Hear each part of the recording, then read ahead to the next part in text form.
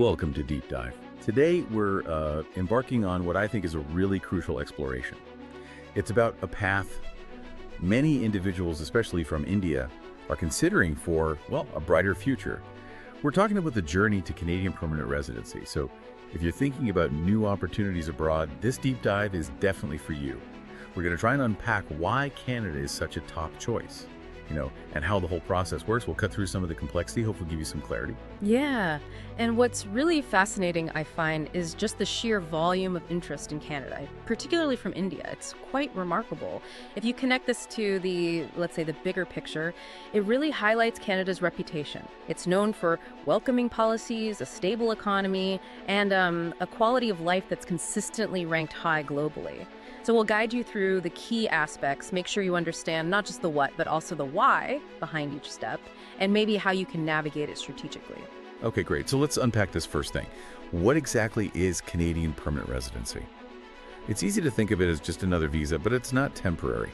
Think of it more like your long-term pass to Canada. It gives you the actual legal right to live, work, and study anywhere across the country, permanently. And here's where it gets really interesting.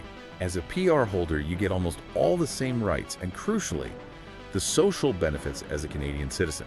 We're talking universal health care, social services, protection under Canadian law. Right, it's pretty comprehensive. Very. The only real differences are you can't vote in federal elections or hold certain, high-security government jobs.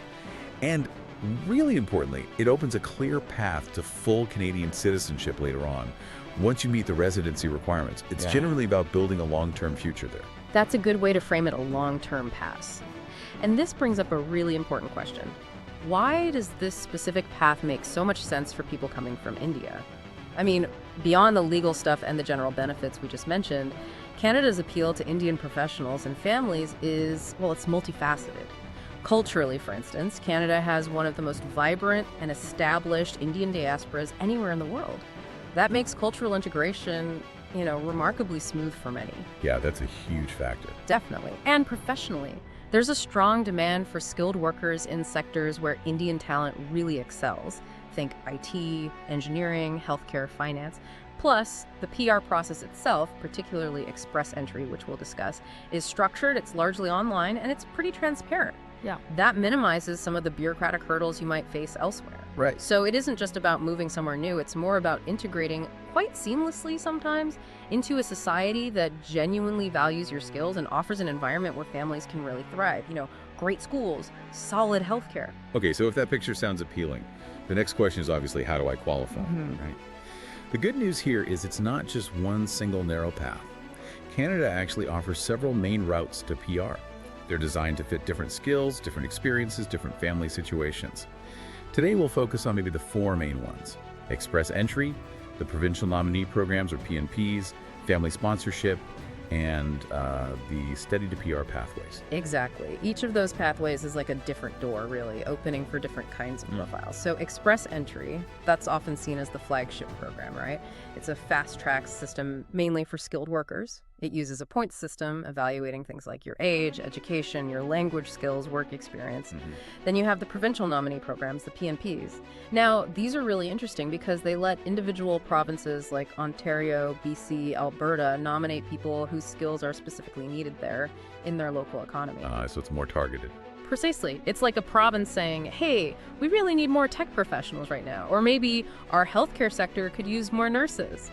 This direct link to provincial needs can sometimes give your application a significant edge. Okay. And what about if you already have family in Canada? Good question. That brings us to family sponsorship. This is a really fundamental part of Canadian immigration policy designed to reunite families. If you have a close relative, maybe a spouse, partner, dependent child, sometimes even parents or grandparents who's already a Canadian citizen or a PR holder, they might be able to sponsor you. Okay. The process, and importantly, the wait times can vary quite a bit depending on who is sponsoring whom. Spousal sponsorship, for example, is usually prioritized. Makes sense. And the last one, study to PR. Right, the study to PR pathways. These are incredibly popular, especially with younger applicants, many from India. It basically leverages Canada's, world-class education system. Lots of international students come for a degree or diploma, and they get what's called a post-graduation work permit, or PGWP. I've heard of those. Yeah, that lets them gain valuable Canadian work experience. And that combination, the Canadian education plus the Canadian work experience, often makes them really strong candidates for PR down the line, usually through express entry or maybe a specific PNP stream for graduates. It's a very strategic, long-term approach. That really clarifies the different options available. Okay, so before we get into the nitty-gritty of applying, let's talk about the core eligibility factors. This is like your first checkpoint, your personal scorecard, almost. Generally, you'll be a strong candidate if you meet criteria like being aged between 18 and 44, being proficient in English or French, sometimes both helps, having post-secondary education, so a degree, diploma, certificate, holding enough funds to support yourself and your family when you first arrive, we'll touch on that more later, and having relevant skilled work experience. It's also worth noting, having a confirmed job offer from a Canadian employer or maybe prior Canadian education or work experience can significantly boost your profile points. Yeah, that snapshot is absolutely crucial. And it's not just a random checklist. These factors are quite carefully designed. They aim to identify people who are most likely to, well, integrate successfully, contribute to the economy, and generally thrive in Canada. Take language proficiency, for example. It's not just about passing a test, is it? It's fundamental for daily life, for finding a job and succeeding in it, for dealing with services. Absolutely, just getting around. Exactly. Job interviews, grocery shopping, language is key. And your education, your work experience, that demonstrates you have skills that Canada needs, that you can hopefully hit the ground running. And the age bracket, well, generally, younger immigrants have more working years ahead to contribute to the economy and the tax base, so the point system often reflects that. It's all about preparedness and potential long-term contribution. That makes a lot of sense when you put it that way. Okay, so let's talk process. For many skilled professionals, express entry is the main route. It's designed to be streamlined. And here's where it gets really interesting because it's a step-by-step journey. Understanding each stage is pretty vital for success. Let's maybe imagine a hypothetical applicant. Let's call her Priya, a software engineer from Hyderabad. She's starting her express entry journey. So Priya's first move, step one, would be checking her eligibility. She'd probably use the official Government of Canada online tool. It's great for getting a quick, preliminary idea of which programs might fit you. Right. It's a good starting point. Saves time. Definitely. So let's say it confirms express entry is viable for her. Step two for Priya. Create an express entry profile. This is where she puts in all her details: age, her bachelor's degree, certifications, English test scores, her 5 years of work experience. This profile essentially puts her name into a pool with other candidates. Exactly, and this is where the comprehensive ranking system, or CRS, comes in. That's step 3. Once Priya's profile is in the pool, the system automatically gives her a score based on all those factors. The CRS is really the heart of express entry. It ranks everyone in the pool: age, education, work experience, language skills. Even things like having a Canadian job offer or a provincial nomination add significant points. Understanding how those points work is crucial.